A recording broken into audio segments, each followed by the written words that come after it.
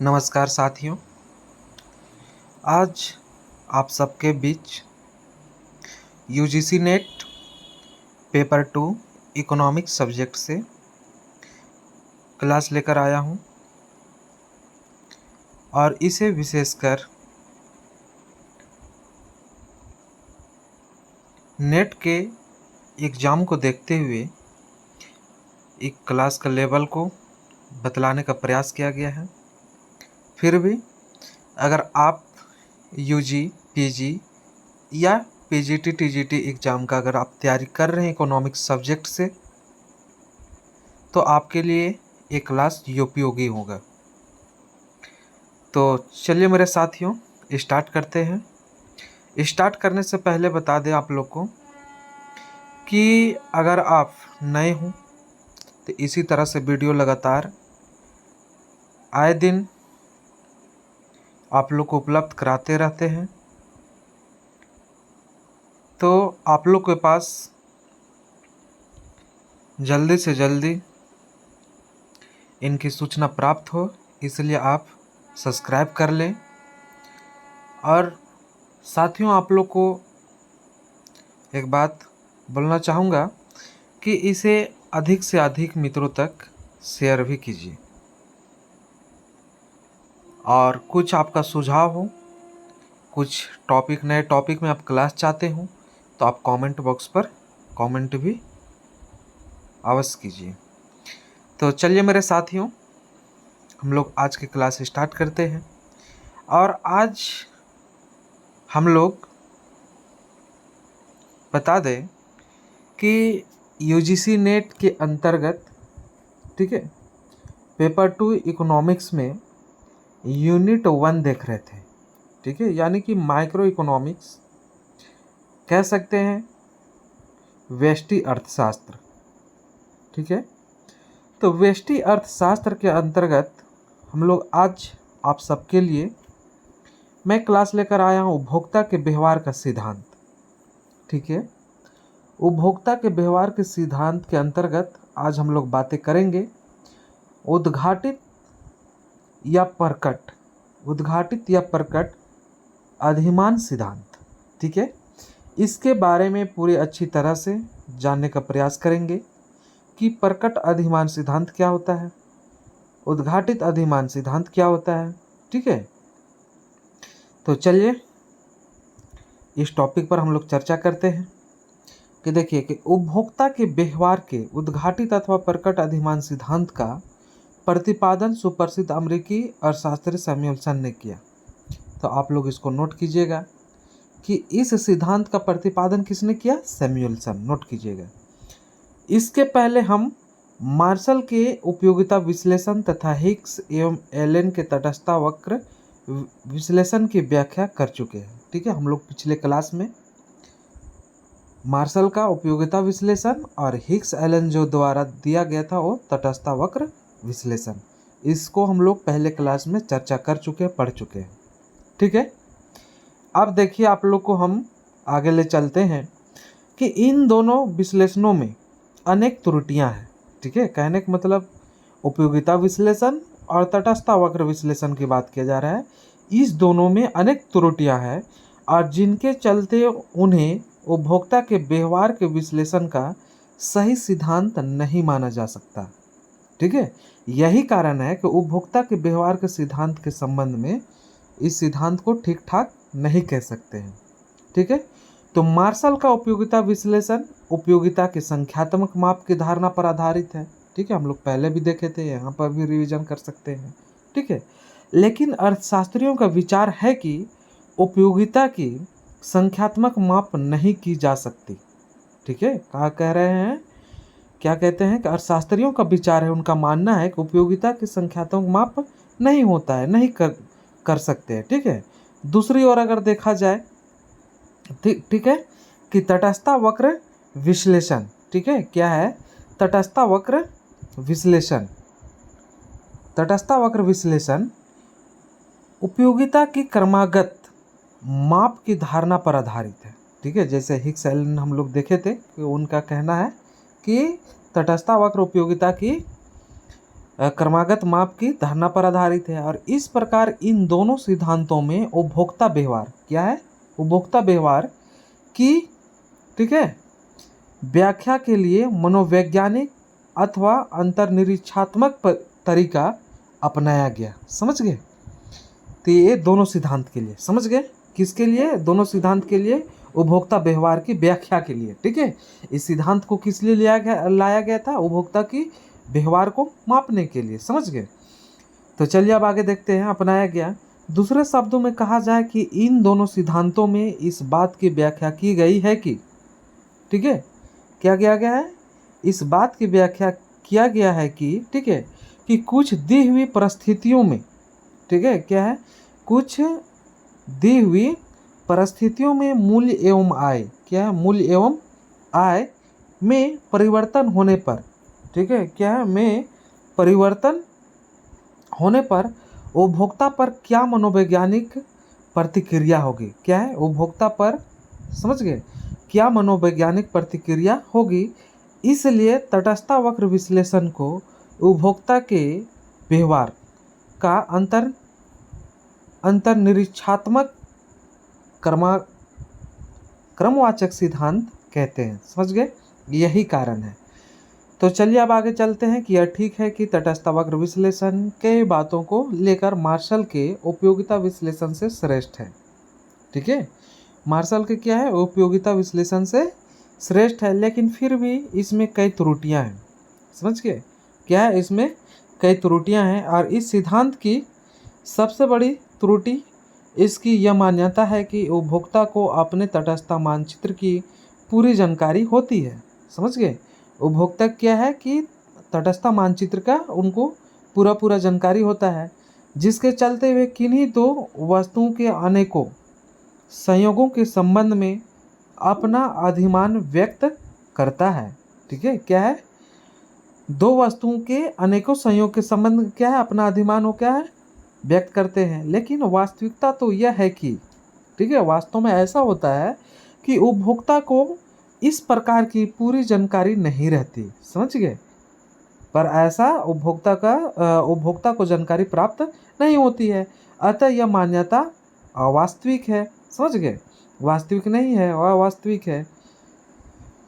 तो देखिए अब आगे चलते हैं और देखिए इसमें हम लोग क्या देखते हैं कि उपयोगिता विश्लेषण एवं तटस्थता वक्र विश्लेषण की उपरोक्त त्रुटियों को दूर करने के लिए प्रोफेसर सैमुअल्सन, ठीक है, इस दोनों परिभाषा में, ठीक है, इस दोनों परिभाषा में जो त्रुटि है उसे दूर करने के लिए प्रोफेसर सैमुअल्सन जो है उद्घाटित और प्रकट अधिमान सिद्धांत का प्रतिपादन करते हैं।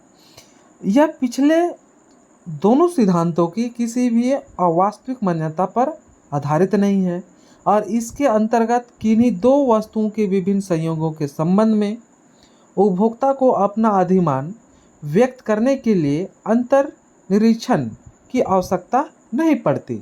और यह सिद्धांत बाजार में उपभोक्ता के वास्तविक अवलोकित व्यवहार के आधार पर उपभोक्ता की मांग की व्याख्या करता है। ठीक है, तो ये सिद्धांत क्या करता है, उपभोक्ता की मांग की व्याख्या करता है। ये भी आप लोग को ध्यान देना चाहिए। ठीक है, क्या, अलौकिक व्यवहार के आधार पर।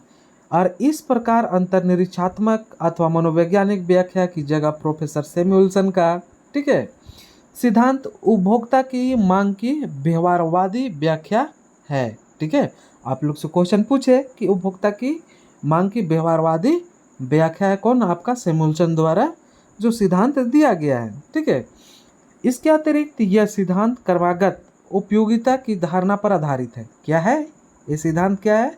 क्रमागत उपयोगिता। ठीक है, याद रखिएगा। यानी इस सिद्धांत के अनुसार उपयोगिता केवल तुलनीय है। ठीक है, इस सिद्धांत का कहना क्या है कि आपका उपयोगिता को तुलनात्मक अध्ययन किया जाता है, तुलनीय है। ठीक है, मापनीय नहीं है। तो सैमुअल्सन का सिद्धांत भी क्या बोला? तुलनीय है, क्रमागत उपयोगिता। ठीक है, और इस सिद्धांत की उपरोक्त दो विशेषताओं के कारण ही प्रोफेसर तपस मजुमदार ने इस सिद्धांत को व्यवहारवादी क्रमवाचक सिद्धांत कहा। ठीक है, प्रोफेसर एक जो अर्थशास्त्री थे, क्या है, तपस, ठीक है, तपस मजुमदार, ठीक है, उनका क्या कहना था कि इस सिद्धांत को व्यवहारवादी क्रमवाचक सिद्धांत कहते हैं। तो ये सब आप लोग को नोट करने योग्य बातें हैं, ठीक है, और आप लोग को ध्यान देना है इन सभी बातों में। तो चलिए मेरे प्यारे साथियों, अब हम लोग चलेंगे इस सिद्धांत का मान्यताएं कुछ है, ठीक है, 3 4 5 जो भी मिल जाए, ठीक है। इस मान्यता से हम लोग समझने का प्रयास करेंगे, मान्यताएं से, कि इस सिद्धांत का क्या और फिर एक अच्छा सोच विचार है, ठीक है, मतलब हाँ सोच विचार इसका क्या है, ठीक है। तो हम लोग इस मान्यता के आधार पर कथन निष्कर्ष का प्रश्न भी आते हैं, ठीक है, और अभी गद्यांश जैसा आप लोग का, ठीक है, प्रश्न भी आ रहे हैं, ठीक है। तो उन सभी को सॉल्व करने के लिए सहायता आप लोग को पहुंचाएगा, ठीक है। तो चलिए हम लोग मान्यताएं देखते हैं इस सिद्धांत का। उपभोक्ता की रुचि दी हुई होती है।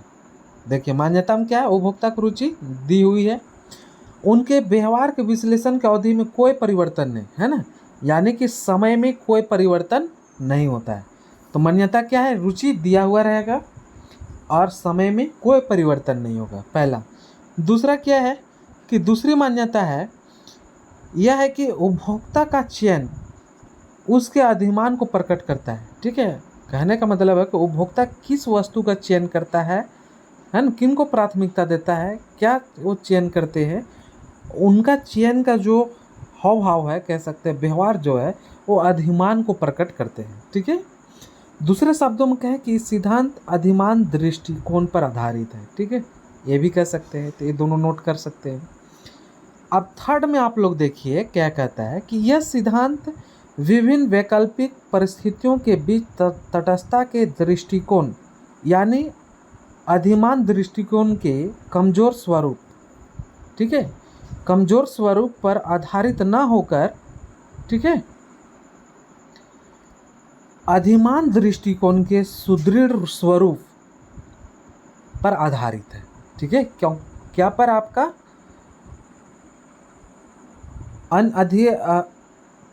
अधिमान दृष्टिकोण के कमजोर स्वरूप नहीं, जबकि ये क्या है, अधिमान दृष्टिकोण के सुदृढ़ स्वरूप पर आधारित है। इसका मतलब यह है कि किसी दी हुई मूल्य आय स्थिति में उपभोक्ता दो वस्तुओं के केवल एक ही संयोग को चुनता है, ठीक है। अगर दो वस्तु जब दिया हुआ है तो उपभोक्ता क्या है, एक ही संयोग को चुनता है, और यह विभिन्न संयोगों के प्रति तटस्थ अथवा उदासीन नहीं रहता, ठीक है। विभिन्न संयोगों के प्रति क्या है, उदासीन या फिर तटस्थ नहीं रहता है, और अधिमान दृष्टिकोण के कमजोर क्रम में होता है, ठीक है। जब उपभोक्ता किसी दी हुई मूल्य आय स्थिति में दो वस्तुओं के केवल एक ही संयोग को चुनता है तो उसे अधिमान दृष्टिकोण का सुदृढ़ क्रम कहते हैं, ठीक है। तो हम लोग को आपका साथियों जो थर्ड मान्यता मिला कि अधिमान दृष्टिकोण का सुदृढ़ क्रम होता है ना, कहते हैं। क्यों, ठीक है, क्योंकि दो वस्तुओं में से एक को प्राथमिकता देता है, इसलिए उसे कहेंगे अधिमान दृष्टिकोण का सुदृढ़ क्रम। समझ गए। अब चौथी की बात करेंगे, ठीक है। चौथा में क्या है, हम लोग फोर्थ में बात करेंगे। फोर्थ में कि प्रकट अधिमान सिद्धांत अटलता की मान्यता पर आधारित है। कौन सा, अटलता, नोट कीजिएगा।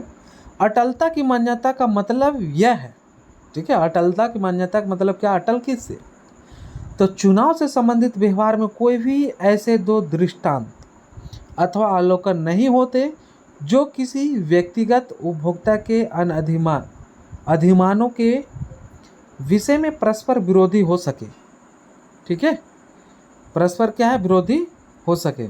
उदाहरण के लिए यदि किसी एक परिस्थिति में उपभोक्ता 20 संयोग की तुलना में ए संयोग को चुन लेता है, ठीक है, 20 संयोग की तुलना में क्या है, ए संयोग को चुन लेता है, तो उसके व्यवहार में अटलता है, ठीक है। क्या कह रहा है कि आपका एक परिस्थिति में उपभोक्ता 20 संयोग की तुलना में एक संयोग को चुन लेता है तो वैसे स्थिति को हम लोग कहेंगे कि व्यवहार में अटलता है, तो वह किसी भी अन्य परिस्थिति में ए संयोग की तुलना में बी संयोग को नहीं चुन सकता। समझ गए?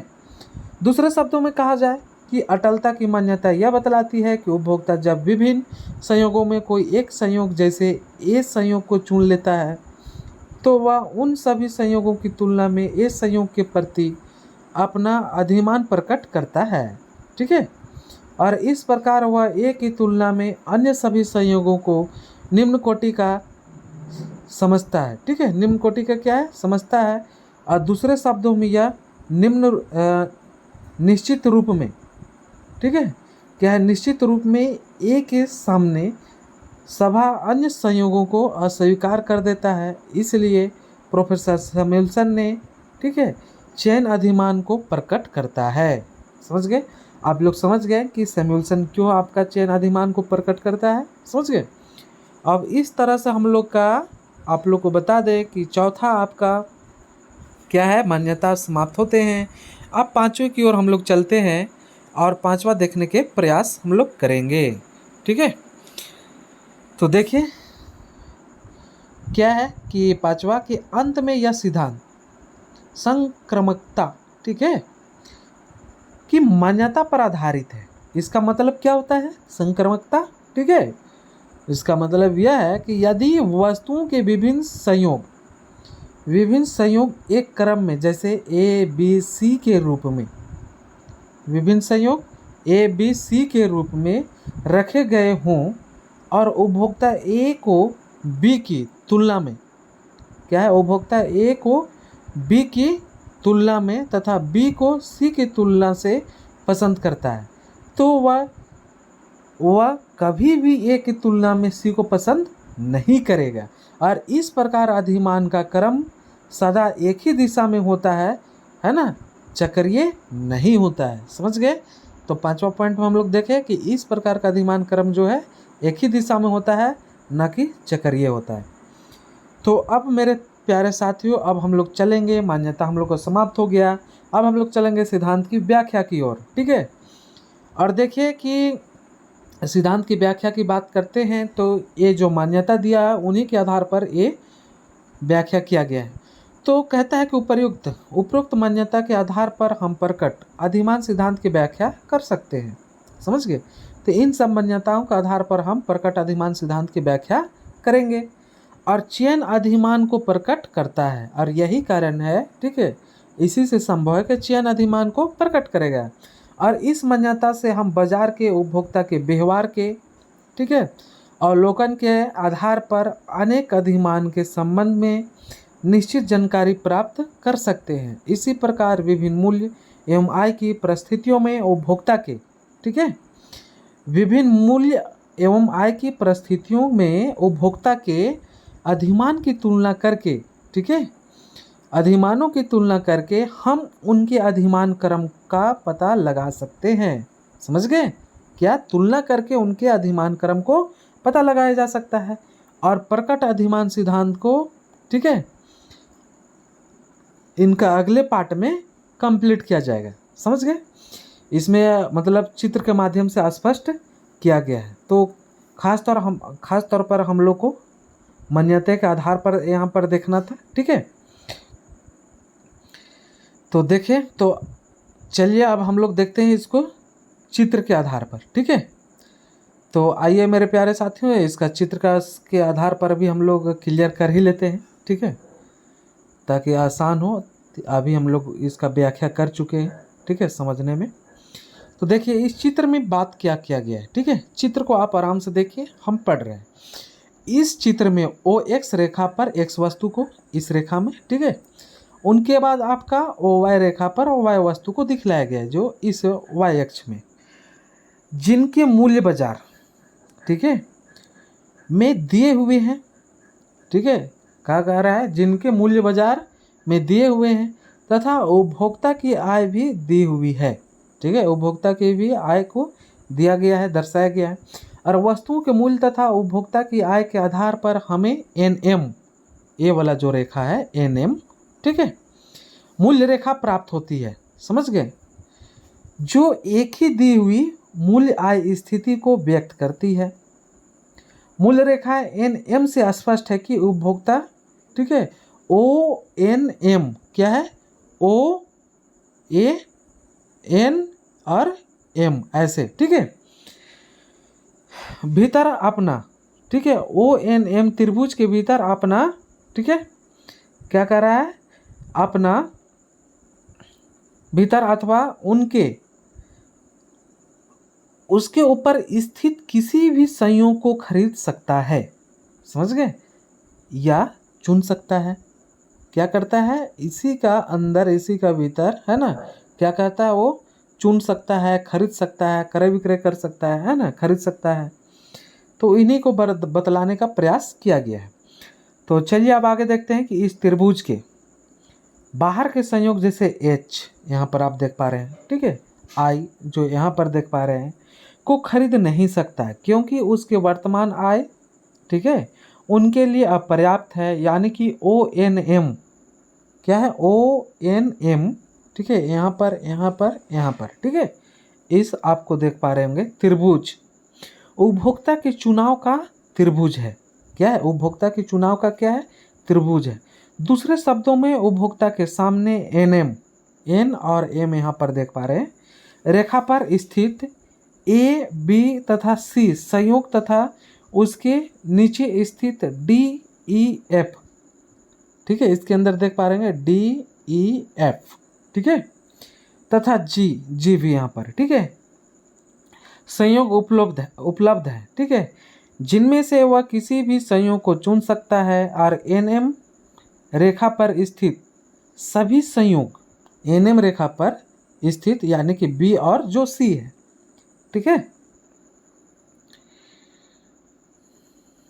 बी तथा सी संयोग तथा, है ना, उसके नीचे स्थित आपका डी ई एफ सी तथा सी संयोग में, जिसमें वह किसी भी संयोग को चुन सकता है। एन एम रेखा पर स्थित सभी संयोग, ठीक है, उपभोक्ता के लिए समान रूप से महंगे हैं, लेकिन उसके नीचे स्थित सभी संयोग अपेक्षाकृत वस्तुओं की कम मात्रा के द्योतक हैं। कौन, ये सब चारों, ठीक है। चलिए अब हम लोग आगे चलते हैं। अब मान लिया जाए कि, ठीक है, अब मान लिया जाए कि इन विभिन्न संयोगों में, ठीक है, इन विभिन्न संयोगों में उपभोक्ता ए, ठीक है, संयोग को चुनता है, तो इसका मतलब यह हुआ कि वह अन्य संयोगों की तुलना में ए संयोग के पक्ष में अपना अधिमान प्रकट करता है। क्या, अपना अधिमान प्रकट करता है, इस ए का बात किया जा रहा है। यानी B C D E F तथा जी संयोगों को अस्वीकार कर देता है, ठीक है। और जब वह एक संयोग को चुनता है तो एक्स वस्तु की ओ एक्स मात्रा, समझ गए, जो यहाँ पर दिया हुआ है, और वाई वस्तु की ओ वाई वन आपका मात्रा खरीदता है, ठीक है। तो कह रहा है कि यहाँ स्मरणीय है कि प्रकट अधिमान सिद्धांत, ठीक है, अधिमान के सुदृढ़ क्रम पर आधारित है। मतलब इस चित्र से हम लोग को ये फिट बैठता है, ठीक है, क्लियर होता है। जिसका मतलब यह है कि दो वस्तुओं के विभिन्न संयोगों को उपभोक्ता अपने अधिमान क्रम में एक निश्चित क्रम प्रदान करता है तथा जिस संयोग को वह चुनता है उसके पक्ष में अपना निश्चित अधिमान प्रकट करता है। और ऊपर के चित्र में हम लोग जो उपभोक्ता के विभिन्न वैकल्पिक संयोग ए को ही चुनता है, ठीक है। कहने का मतलब विभिन्न जो वैकल्पिक संयोग था उसमें से एक ए को चुनता है, अर्थात वह, ठीक है, अन्य संयोगों के प्रति तटस्थ नहीं रहता, वरन उनकी तुलना में ए के प्रति अपना निश्चित अधिमान प्रकट करता है, ठीक है। क्या कहता है, ए के प्रति अपना निश्चित अधिमान क्या करता है, प्रकट करता है। इस प्रकार सुदृढ़ क्रम विभिन्न वैकल्पिक स्थितियों के बीच तटस्थता के संबंध का परित्याग कर देता है, ठीक है। क्या करता है, परित्याग कर देता है। लेकिन, ठीक है, लेकिन प्रोफेसर हिक्स, ठीक है, लेकिन कहता क्या है, प्रोफेसर हिक्स सुदृढ़ क्रम को कमजोर क्रम की तुलना में कम संतोषजनक मानते हैं। कौन कह रहे हैं? हिक्स। वास्तव में वे इस मान्यता में विश्वास रखते हैं कि कोई भी उपभोक्ता किन्हीं दो वस्तुओं की अधिक मात्रा के संयोग को कम मात्रा के संयोग की अपेक्षा अधिक पसंद करेगा। प्रोफेसर हिक्स के कमजोर क्रम के अनुसार उपभोक्ता चुनाव के त्रिकोण, ठीक है, जो हम लोग देखे थे त्रिभुज के अंदर स्थित सभी संयोगों की तुलना में ए को अधिक पसंद करेगा, लेकिन मूल्य रेखा, ठीक है, एनएम पर स्थित विभिन्न संयोगों की तुलना में उपभोक्ता ए को या तो अधिक पसंद करेगा या ए के प्रति तटस्थ रहेगा। सुदृढ़ क्रम एवं कमजोर क्रम के बीच के अंतर को स्पष्ट करते हैं, ठीक है।